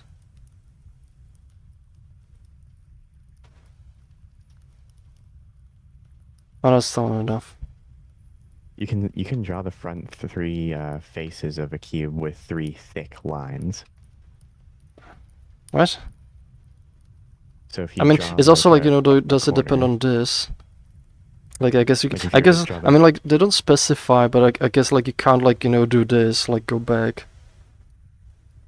well, if we assume that you're just looking at it from the front, you can draw what looks like a cube with 3 thick lines representing the 3 faces that would be facing you. I don't know what that means. Like if we have a cube here. I think they mean, like, you know, I think they mean, like, draw it, like... There. See, look on the camera. It's not enough. Oh, no, wait, Like, I think I just did it, hold on. That was 3. No, wait, there's still one missing, never mind. Like if you look at the camera here, you can see the front, there's only 3 faces visible to the camera. Imagine each face is 1 line, 1 thick line. But it's not a cube. Yeah, but it looks like a cube is the thing. But it's not a cube. cube. Can you draw it? The thing but is, you haven't drawn a Can you cube. draw it? Can you draw it? You've drawn a projection of a cube, but not a cube. I'm getting philosophical. Define that. Yeah, that's what I'm saying. They haven't defined it, so I'm like, I think this is a puzzle because I've heard it like before. It's like, because I think it's been like a puzzle, like where you have to like draw actual cube with specifically, you know, like only 3 strokes, and you cannot like go. So like this would require 4. Maybe if you go like this. Oh, wait. No, this still needs more. I don't know. You're getting too silly. I think that your question is ill-defined and yeah, you need to be more specific. Hvolve. Regardless. Data feeds all the way. You know, it's actually kind of funny thing because like early. Why did I delete my brush? There we go. Fortunately, with the power of undo, is like, you know, oftentimes like when I was demoing VR like early on, I would ask people to draw a cube, and it's kind of funny because like, you know, like oftentimes like if you have somebody who is used to VR, they would like, you know, they would actually draw it 3D. They would like literally draw a 3D cube like this. That's, you know, actual 3-dimensional object. But if it's somebody's like first time with like, you know, VR, and you put them into a headset, you have like, you know, hand controls, they would draw it like this. Which, you know, it's flat, and they would like,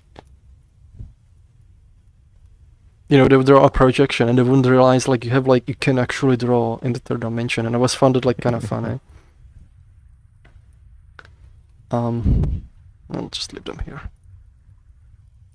The funny thing is, you might not be able to tell on flat screen.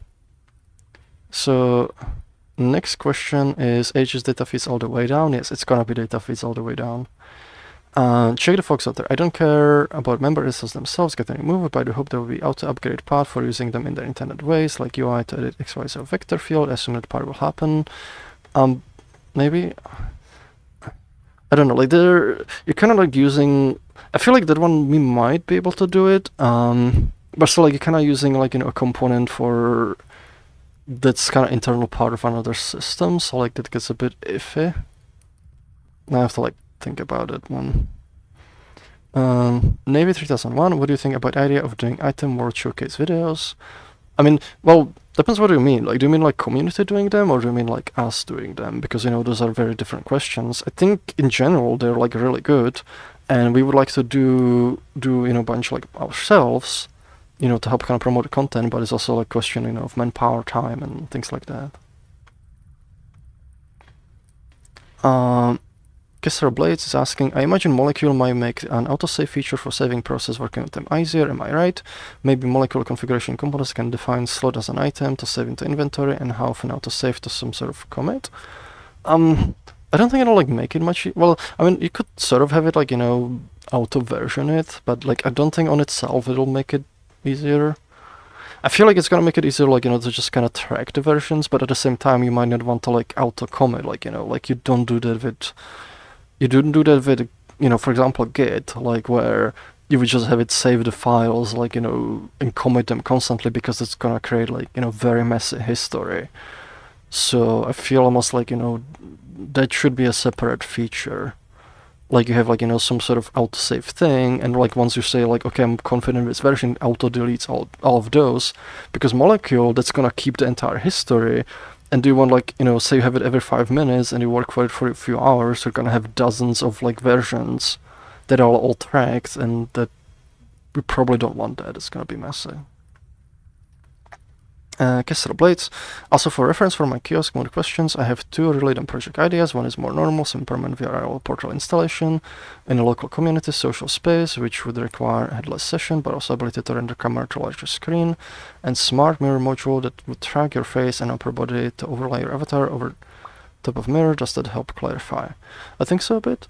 Like, I feel like you don't even need like kiosk mode necessarily, because like you could like, just set it up, you could like set it up with an avatar, because you can make the avatar anything, and you can just make one that like doesn't really have much of the avatar properties and just have like the function that you need. There could definitely be like, features that could like help with that. The main problem is, how do you kind of navigate things, because we do have like some modes where you can actually have client that just works as a camera. So if there's like multiple ways to achieve it, I would probably make like a feature request for that, but also might be like worth exploring how to do it, with just the current system, like with the avatars. Looking oh. Even did it. Figure out I can draw 2 faces in 1 line and just do that 3 times. Even did it? What? Is it like how the thing... I don't want to do the cube thing again now. Vita Arxelius, does yellow Dogman have squishable face? I mean, it could be squished. Spongy. Spongy. It doesn't have squish blend shapes, but no. I can bubbles.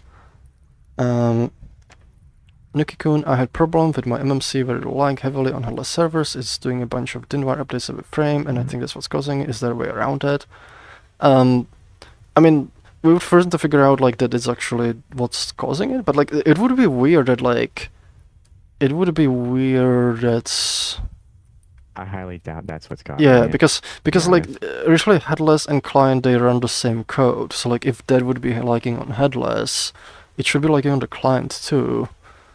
It might be maybe like, there's like some like maybe you're trying to access, avatar parts of the user, the headless user, something like that, but we will need to profile it. So like it's, if you think there's like a bug or something, like you can make a report, and then we can, we can load it up, you can profile it and find like, where the lag is kind of coming from. But generally, try to not make assumptions about like what causes lagging, because like even like at times I had my own assumptions, and that's with knowing how the engine works like in very high detail, I would still have those assumptions be completely wrong. So my general approach for performance is measure it.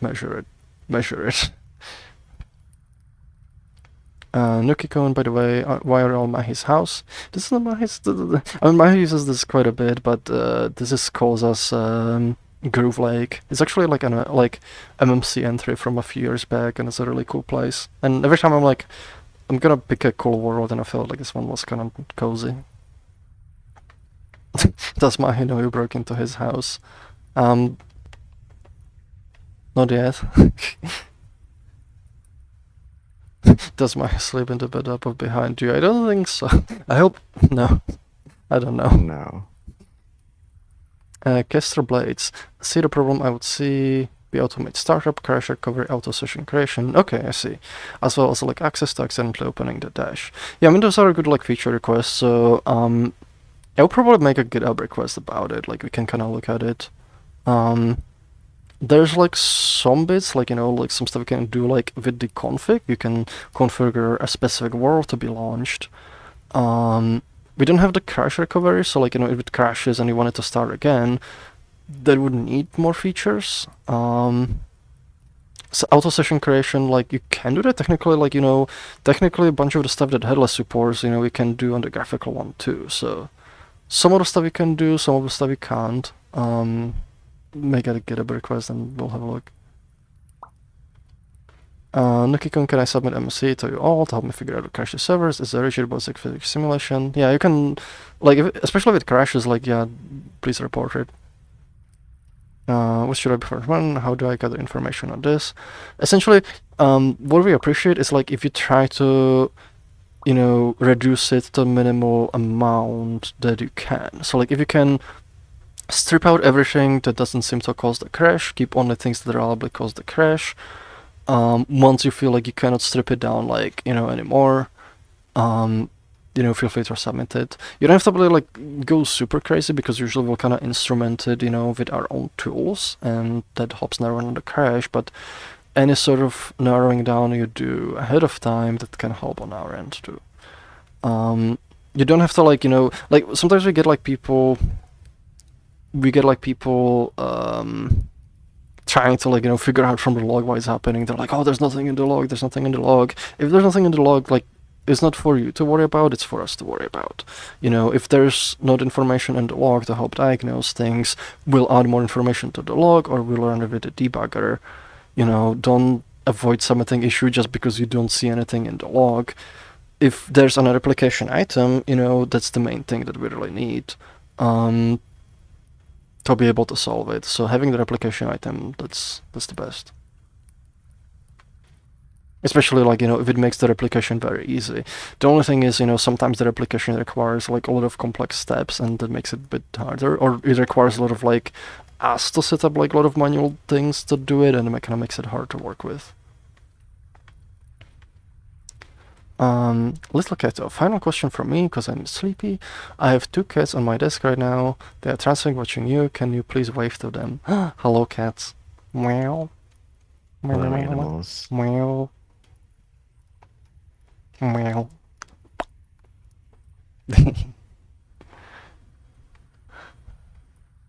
Next question.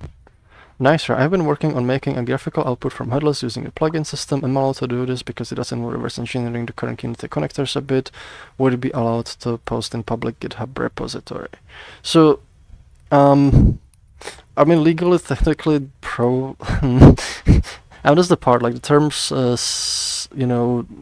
they kind of prohibit some of the stuff. Like, you cannot redistribute any of our, like, binaries, but, like, if you build something on top of it, like, that should be fine to publish. I don't want to make definitive statement of this, like, here.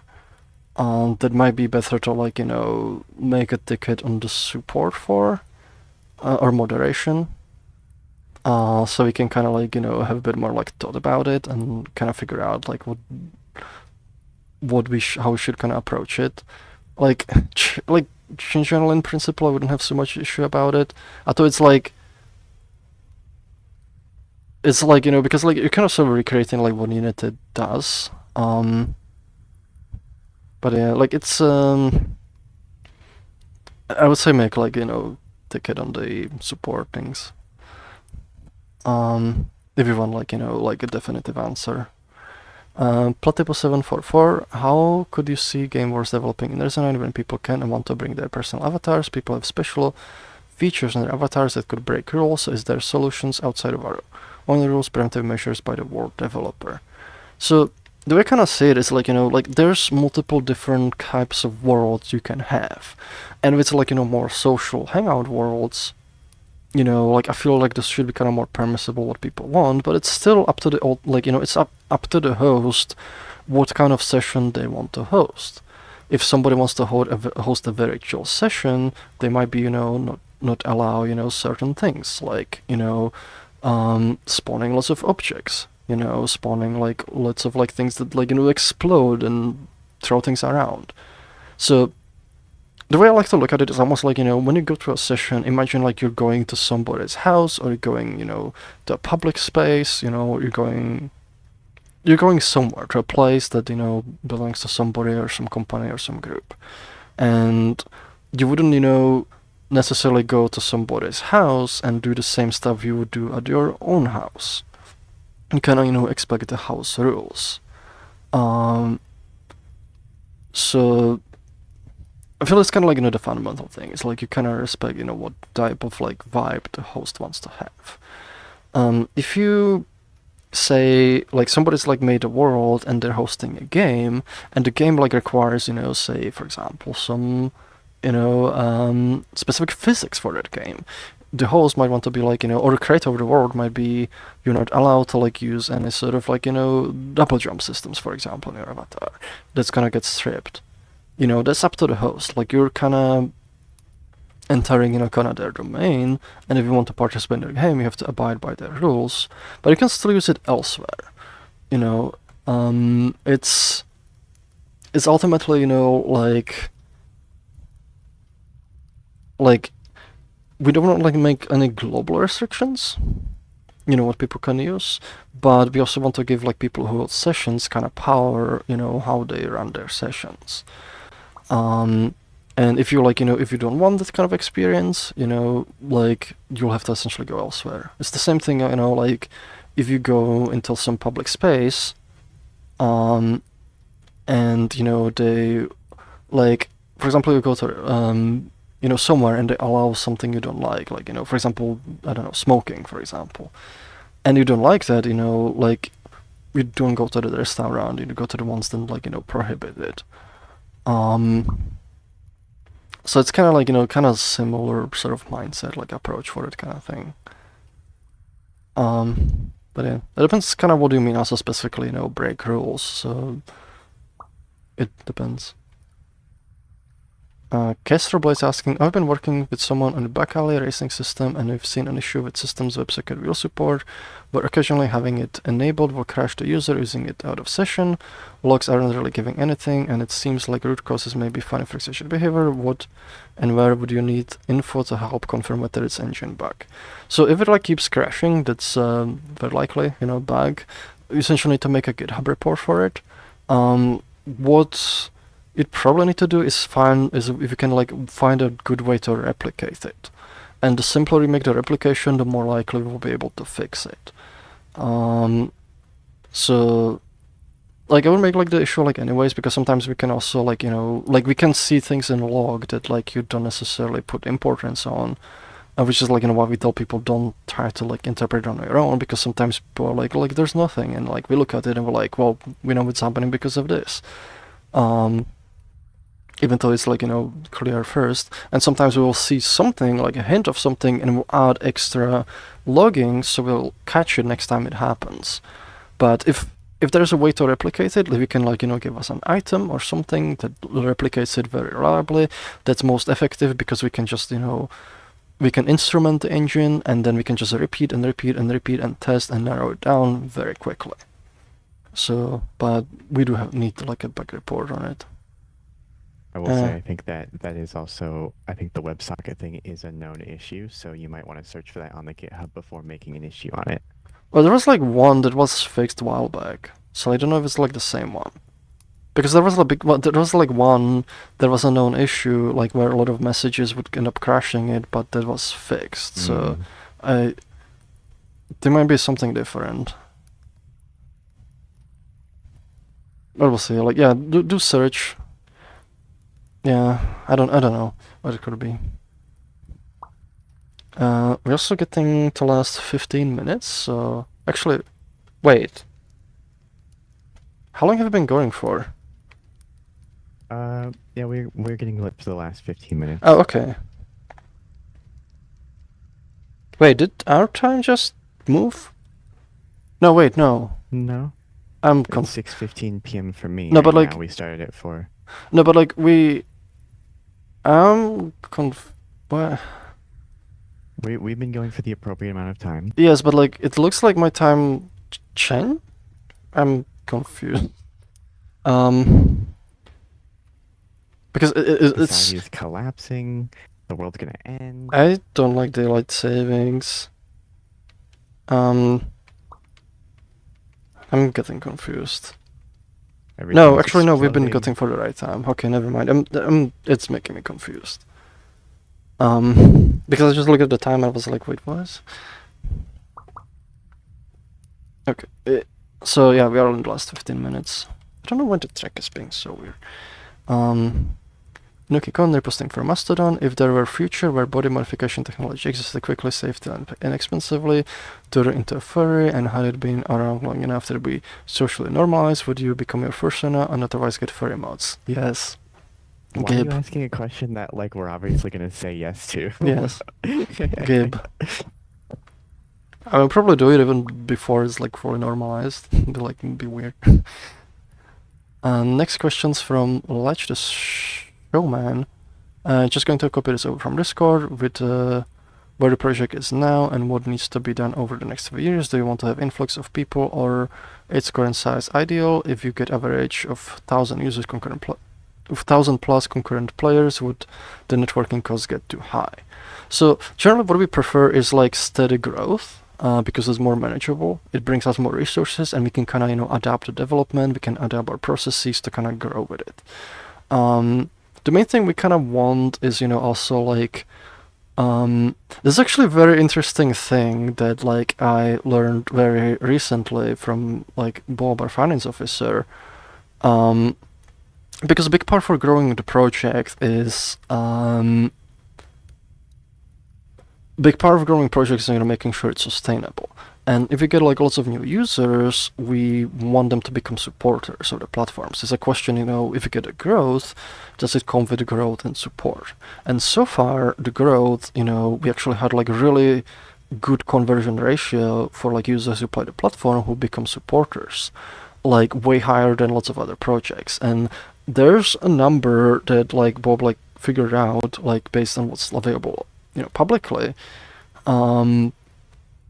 That kind of blew my mind. Apparently, like based on public reports, I really don't like comparing to other platforms, but this was very interesting one. VRChat, they have about $1 million like in revenue per year, whereas we have around 300,000.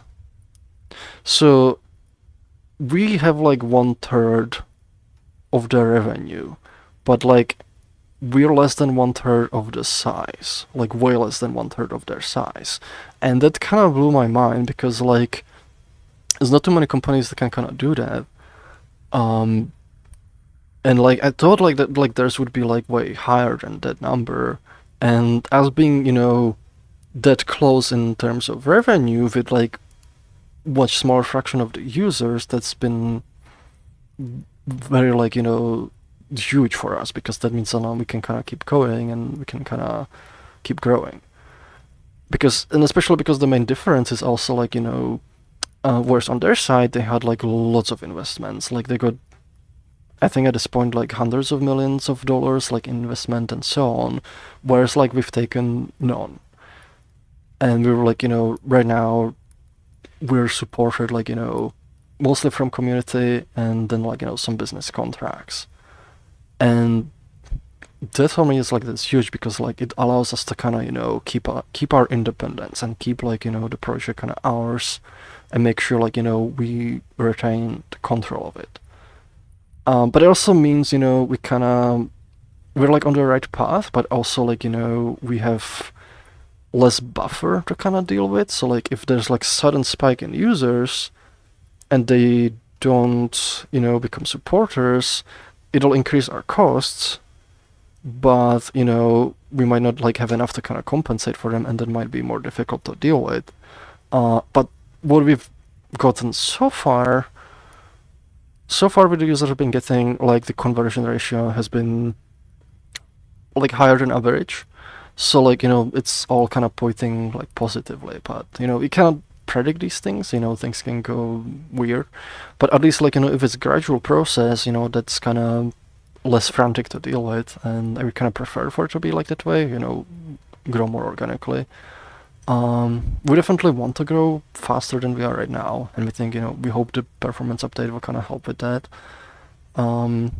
I can tell you like the most of the cost is not actually networking cost because Resonite's very kind of like the sessions are user hosted, which means like we don't really pay for much of the like networking.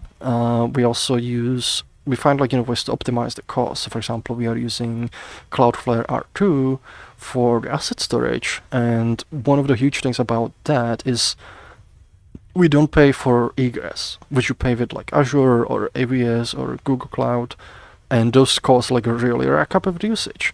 Versus with Cloudflare R2, the cost like increase is not really, you kind of pay per operations, but that's like fraction of what like egress would be.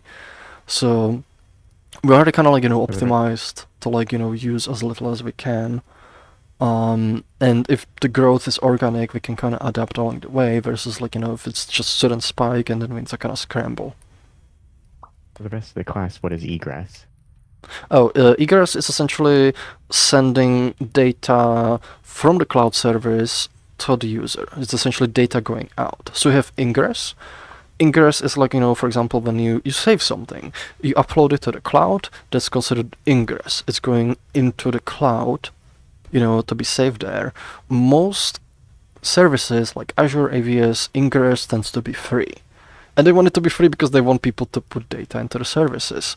The caveat is egress, which is like, when users download that content, like for example, when you load into the world and you need to load the asset, the data needs to, transfer from the CDN service to you. It's going out, and that is called egress. And with most services, you pay for every gigabyte that is transferred out. Like with some of the projects I worked in the past, like the egress cost would actually end up being majority of the cloud bill. Like they would be like literally few $1,000s a month just for transferring data out, just for people loading content. And that like, it's one of those things like where the companies even like design it this way because they make it easy to get data in and then make it expensive to get data out, and that's, how they get a lot of money. Cloudflare, they kind of fight against that, and they actually made their egress free, which is huge. Like it's huge. Like it saves so much money. And I don't think like I think like if we didn't have that, like we would be in much more difficult situations than we are right now, because right now our cloud bill is relatively small-ish. You can actually see more information if you go to our monthly recaps.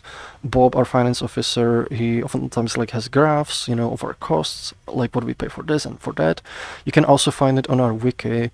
There's graphs, there's breakdowns. So if you're interested, like check those out.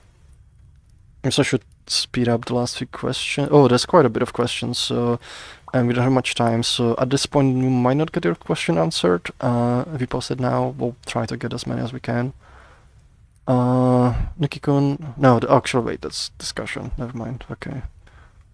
Platypus, game rules and avatars, thanks for answer. I was more interested in your philosophy on it, particularly having public worlds where you could just jump into a game with anyone, but I like the idea, like you wouldn't go to someone's house and cheat in chess. I'd also be worried about blocking features that people have on their avatars for comfort reasons. Yeah, it's kind of like a difficult kind of thing, like, you know, because like people want to have like some things on their avatars, but sometimes those things can kind of conflict with some other things, and it's hard, like, you know, to be like, where do you draw that line? And there's like one saying that I oftentimes like fall back onto, which is like, you know, your freedom ends where someone else's starts.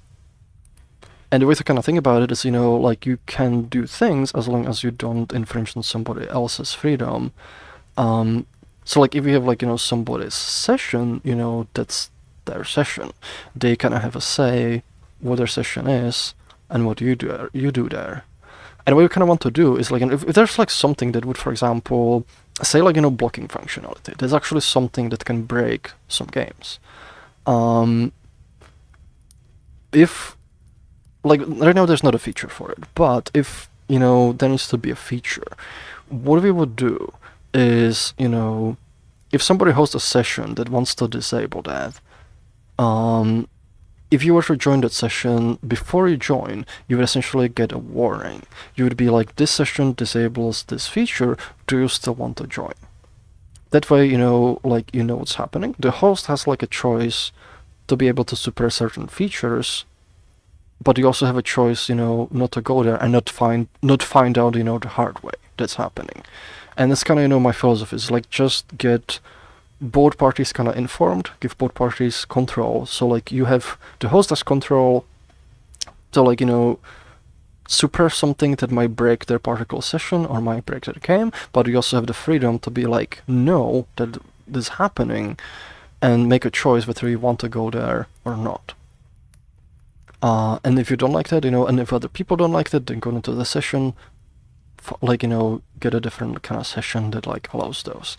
And generally, my hope with that is, you know, that would be like, we would only suppress those features, you know, in very specific sessions. And also, if people like abused it, if a lot of people did it, like people wouldn't go into their sessions because, like, especially if the session has no reason to suppress something like that, people would just, you know, not go into those sessions wouldn't be as popular, so it wouldn't be popular to do that, you know, for no reason, which means like sessions that do allow those features, you know, that don't suppress them, they would be the norm. They would be like the thing that people go to. But it is definitely a hard thing kind of, you know, to deal with, and like this is kind of more rambly thing, and we only have like 3 minutes left, so I have to kind of cut it there. DJ Prodigy Hunters is asking, what made you come up with the name Yellow Dogman Studios? So this is actually from like a stream a while back. Like, it's actually a community joke where we're like doing a stream and somebody like I was trying to say something in the stream and like I got like interrupted, and somebody in the chat said like, let the Yellow Dogman speak or something like that. And ever since then, like, people kind of started jokingly calling me Yellow Dogman. And when we were figuring out the name for the company, I was thinking how to name it, and like we were kind of like let's make it like a homage, you know, to the community, like, you know, a reference to it, because it sounds like a video game studio, because, you know, there's like a studio, I think like Naughty Dog like games or something like that. Like there's a bunch of game studios that have similar vibe to it, and it was like, it just kind of works. People are gonna, you know, find it funny, so ended up like doing that. Like Hato speaking of steady growth. Sorry, didn't go to bed yet. Replying to you in real time. I have Ford. You're speaking VRC, and I respect that, but they had picked me up a deal with Oculus, then Meta, to allow much larger user base. VR gear is very expensive anyway. Point is, Quest application for them and lower use base created enormous issues, but high revenue. In case of Resonite, things like getting website version working would help. Well, that's the thing. Based on their public data, their revenue for the size they're at is actually very low, because it's like literally 3 times ours. And they have like way more users, and they like, I don't want to kind of get like too much into other companies, but they're like, from what I understand, is actually a struggle for them. It's one of the reasons they had like the layoffs, because they rely on investor money to kind of keep running, and they're kind of struggling to kind of build the revenue so they can be sustainable. So I wouldn't say that actually told. I think like the premise is wrong, like that like the revenue is high, at least based on the public data. So, but yeah, like this is we don't have time to get into like we're literally a minute left. I would recommend bringing it like next time. There's one last time, so you can iPhone session something Resonite plus split. It's sorry that it's too complex of a question to like I can't answer that. I would recommend bringing to the next one. So with that, thank you very much, all for your questions. I do also have like a reminder. We did launch Stripe support like I think it was like a month back or something. If you're supporting us Patreon, consider switching, to Stripe.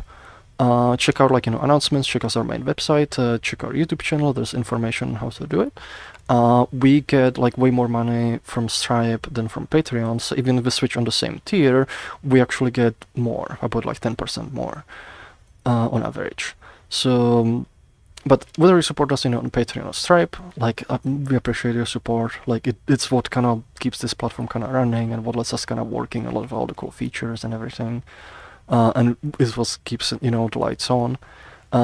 If you don't and you just enjoy the platform, like thank you for it as well. Thank you for making all the cool things. Thank you for making all the cool MMC content. I'll be going through a bunch more like a bit later today.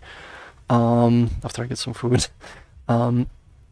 And thank you for watching this, and I hope like you enjoyed the stream. I hope you enjoyed the questions, and we'll see you with the next one. And thanks Sarah for being here and helping out with the questions too.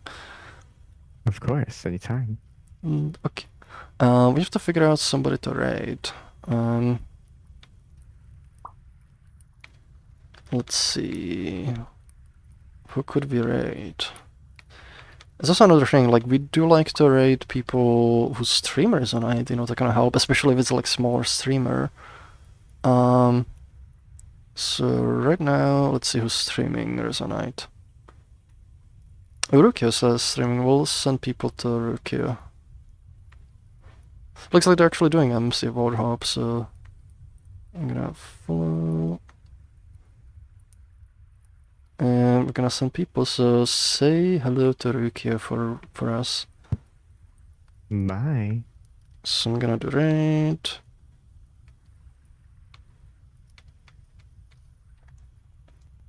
Is that correct spelling? I think it is. I'm gonna send them over. The raid is getting ready. Oh, the Dark Riddle goes Syro. I'm Syro. It's Syro. So thank you very much for watching, and say hello to Urukio for us. Whoa. Bye. Whoa.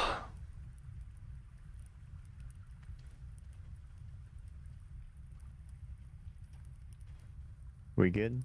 Yes, hold on, let me shut this down.